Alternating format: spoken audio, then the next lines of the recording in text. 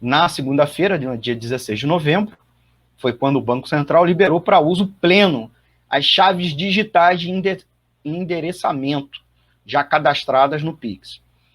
Para começo, preciso dizer que o Pix é o nome fantasia do novo sistema de pagamentos instantâneos do Banco Central. Isso é um nome fantasia, que é Sistema de Pagamento Instantâneo, tá? O nome técnico, Sistema Brasileiro de Pagamento Instantâneo. Ele já tinha entrado em fase de teste desde segunda-feira, 5 de outubro. As chaves digitais servem para enviar ou receber recursos em 667 instituições financeiras do país.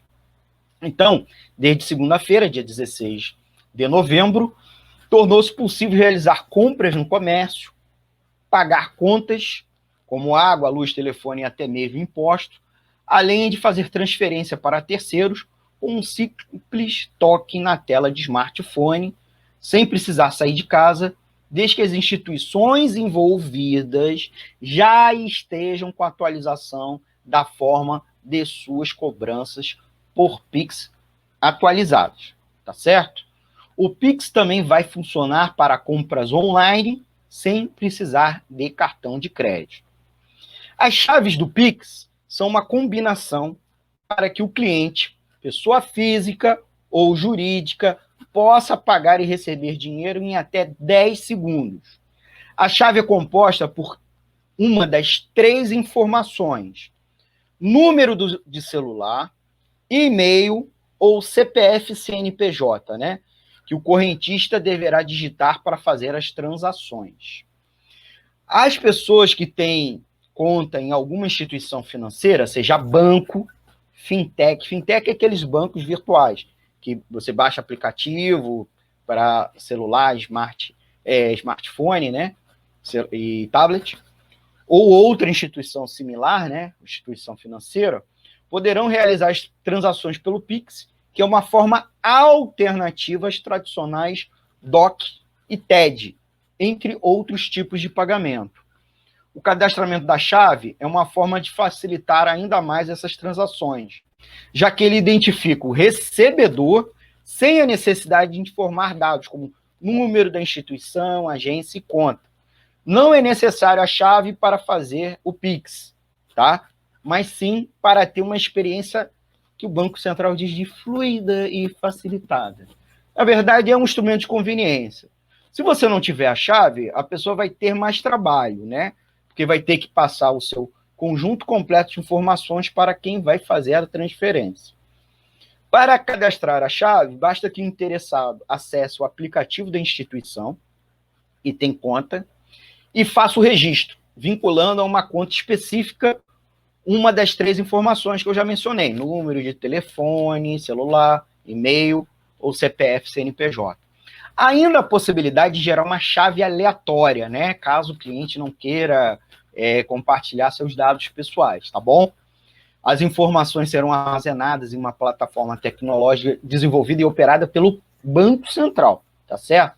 Aí, só para curiosidade, né, e para complementar a informação, eu pensei aqui que o nome se chama Diretório Identificador de Contas Transacionais, DICT, que é um dos componentes do Pix, tá? Cada pessoa poderá cadastrar até 5 chaves em uma mesma conta. Entretanto, cada uma dessas chaves poderá ser vinculada a apenas uma conta, seja corrente, poupança ou pré-paga. Inclusive, tem essa possibilidade, né? Muita gente já tinha essas contas pré-pagas, né? Inclusive para fazer pagamentos virtuais. Ainda que na mesma instituição, né? Ou seja, o mesmo CPF, por exemplo, não poderá ser cadastrado em 2 contas diferentes. Assim, ao informar uma chave ao pagador, o recebedor, né, poderá identificar em qual conta os recursos serão creditados. Uma coisa importante: o Pix funcionará 24 horas por dia e reduzirá para 10 segundos o tempo de liquidação de pagamentos entre estabelecimentos com conta em bancos e instituições diferentes, né? Hoje o DOC é quase um dia, TED também, a transferência às vezes dentro do mesmo banco demora, tem um delay, né, um atraso. As transações poderão ser feitas por meio do QR Code, né? Muita gente já sabe, que é a versão avançada do código de barras, né? Que é lida pela câmera do celular ou com base na chave cadastrada. Tem disponível um protocolo de padronização de comunicação para as empresas, né, físicas ou virtuais, que quiserem oferecer o Pix como forma de pagamento aos clientes por meio do QR Code.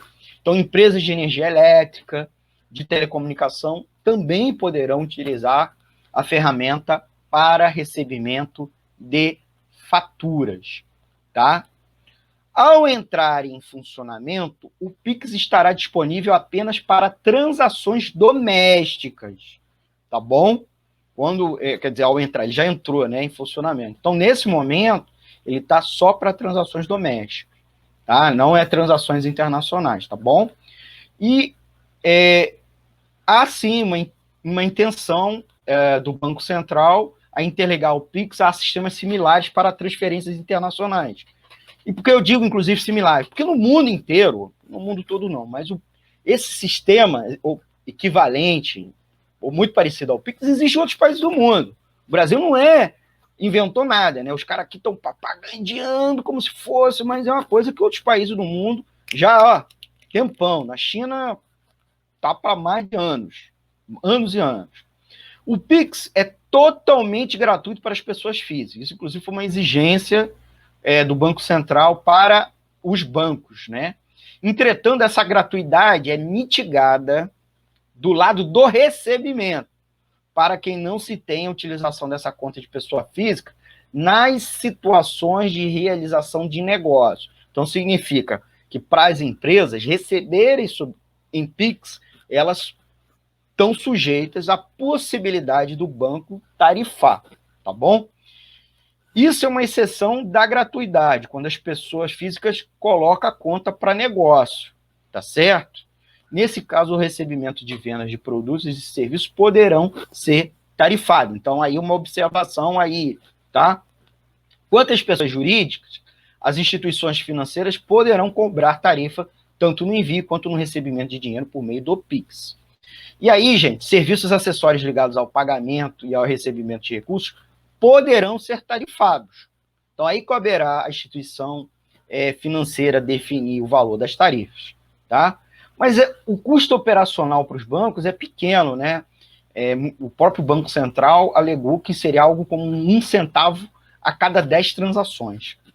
E aí, de acordo também com o Banco Central, como eu já disse, o objetivo do Pix é reduzir o custo de transferência em pagamento. Então, é esperado que esse baixo custo seja repassado para as empresas com o tempo. Mentira. E aí é o seguinte, né, gente? O Pix está disponível para 667 instituições financeiras que já estão, inclusive, começando ou começaram já há algumas semanas o procedimento de cadastramento das chaves. E é um universo grande para fazer o ambiente concorrencial, entre aspas, né, funcionar. É o que o Banco Central alega, né? Em vez do Banco Central atuar sobre os bancos, dando uma porrada e obrigando a redução de tarifas, ele acha que vai melhorar esse ambiente, inclusive reduzindo custos e permitindo uma negociação para que os preços, né, as tarifas, cheguem aos clientes. E aí a gente, antes de a gente já ir para a reta mais final dessa introdução sobre o que é o Pix, a gente precisa falar algumas coisas. Uma delas é quanto à segurança, né? O Banco Central afirma que tem mecanismo para evitar fraudes dentro do Pix. Isso era uma dúvida e um questionamento que está sendo recorrente nos últimos dias. Um deles é possibilitar um tempo adicional de verificação para as instituições envolvidas. Caso aquela que estiver recebendo a ordem de transferência identificar algum indício de eventual fraude, terá mais 30 minutos durante o dia ou 60 durante a noite para verificar com mais detalhes essa transação. O Pix servirá não apenas para transações instantâneas de dinheiro, como poderá ser usada para pagamento de boleto, como eu já disse, conta de luz, e para compra no comércio. Com a ferramenta será possível o cliente sacar dinheiro também no comércio. Essa é uma possibilidade. Possibilidade, tá certo? Não é que vai ser, mas existe essa possibilidade. ao transferir o valor desejado para o Pix de um estabelecimento e retirar as cédulas no caixa. Então, os bancos, inclusive, pensam na possibilidade de terminar ou diminuir os terminais de autoatendimento, né? Os caixas 24 horas, né? E aí também, gente, muitos se questionam se os avanços tecnológicos, como o Pix, reduzirão serviços dos bancos tradicionais, né? É fato que há um novo elemento para competir com DOC, TED, boletos, cartões de crédito e débito, né? O débito eletrônico ou débito virtual. Basicamente, todas as formas de pagamento pelas quais o banco obtém lucro. Então, segundo o Banco Central, o custo do Pix deverá recair sobre quem recebe, né? Preciso enfatizar, e não sobre quem transfere e repassar os valores aos usuários. E aí, a gente precisa colocar algumas questões, né? Entre os apoiadores, a medida veio para reduzir a burocracia e trazer mais agilidade ao sistema financeiro brasileiro. Já os críticos, e eu sou um deles, lembro que hoje estima-se que existam no Brasil 60 milhões de pessoas sem acesso a nenhum serviço bancário, segundo o IBGE, Instituto Brasileiro de Geografia e Estatística, o órgão oficial disso no Brasil.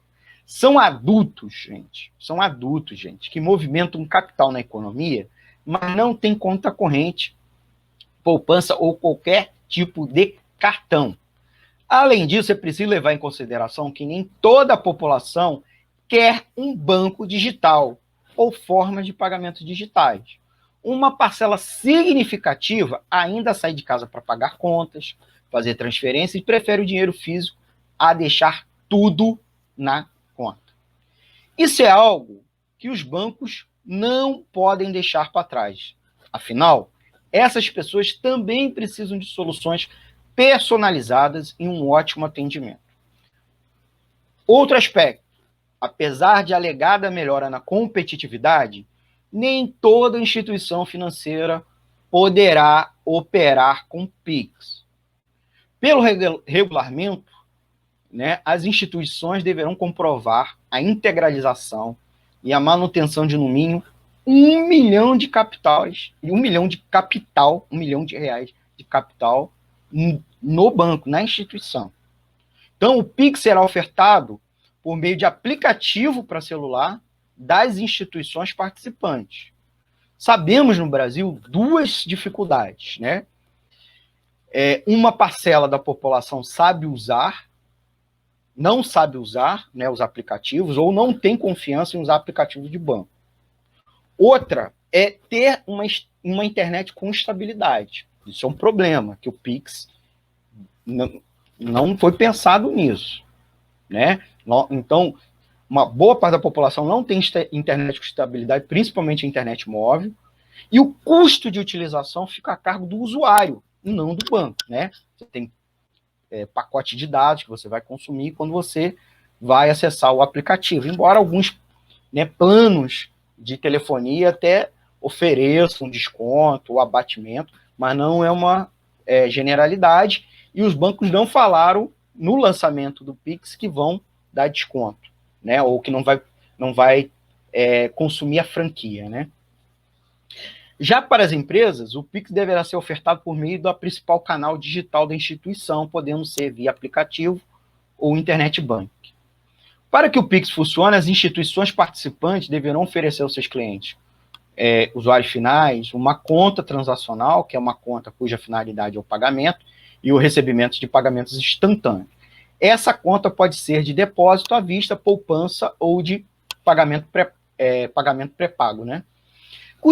Curiosamente, aí para a gente ir para a nossa reta final, essa modalidade, né, também propagandeada como forma de estimular a concorrência entre os bancos, na verdade, permite que os bancos tradicionais concorram com as fintechs e as instituições menores, que já disponibilizavam formas alternativas de pagamento, como, por exemplo, o PicPay, Mercado Pago, Alpag, né, Ame, tem uma variedade disso. Apesar do Pix estar disponível para os clientes de 667 instituições financeiras do país, vale lembrar que no Brasil apenas 5 bancos concentram 80% das operações correntes. Ficam de fora do PIX muitas pequenas instituições, geralmente com mais finalidades sociais, e atuam junto a parcelas mais sensíveis da população, né? Como os cooperativas de crédito, bancos sociais, né? Bancos solidários, que para oferecer aos seus clientes esse serviço, terão que obrigatoriamente se associar a uma grande e média instituição. Além disso, ao informatizar seus processos, que muitas vezes são analógicos, será possível não só melhorar a prestação de serviço, mas também entender de forma mais ampla o consumidor. É o que os bancos falam, entender. Por exemplo, será possível saber quais produtos e serviços financeiros uma pessoa utiliza. As instituições financeiras terão um vasto banco de dados, né? Com a desculpa de supostamente ofertar opções com melhores taxas, prazos e condições, mas poderão utilizá-lo de forma que melhor lhes convier. Lembrem de todas as dores de cabeça, os usuários e a sociedade em geral, nas mãos das multinacionais administradoras de redes sociais e seus bancos de dados, né? Como Google, Facebook e Twitter. Sabem tudo da nossa vida, vendem essas informações e ainda, em alguma medida, usam contra nós, né? Por fim, com a automação, abre-se a velha questão da redução de mão de obra. Mesmo com a pandemia, os grandes bancos registram altos lucros, enquanto que mantém uma política de demissão em plena pandemia de Covid-19. Nos 9 primeiros meses do ano, o Banco Santander, por exemplo, registrou em seu balanço um lucro de 10 bilhões de reais. A empresa encerrou o terceiro trimestre com mais de 45 mil empregados, representando um fechamento de mais de 4.300 postos de trabalho em 12 meses. Da mesma forma, foram fechadas 149 agências em 12 meses, sendo 91 desde início de abril e final de setembro de 2020. Com o incremento real do cumprimento das medidas de isolamento social, mas também usando essa desculpa, ao forçar os clientes aos serviços digitais, os bancos demitem funcionários e reduzem custos, sem nem mesmo repassar aos clientes com os cortes de tarifas e taxas de juros. Aqueles clientes que eventualmente preferem ou ainda precisam usar o atendimento presencial ou nas máquinas de autoatendimento seguem uma rotina de filas e aglomerações, enquanto que os funcionários dos bancos restou o aumento da carga de trabalho já estressante e a ameaça de demissões. Por isso que hoje vamos aqui no Economia Fácil dar voz aos trabalhadores das instituições bancárias, conversando com a Thaís Rabelo, delegada sindical e ativista dos trabalhadores do Banco do Brasil em São Paulo. Vamos uma paradinha e já voltamos com a entrevista da Thaís no próximo bloco. Tá bom, gente? Já volto.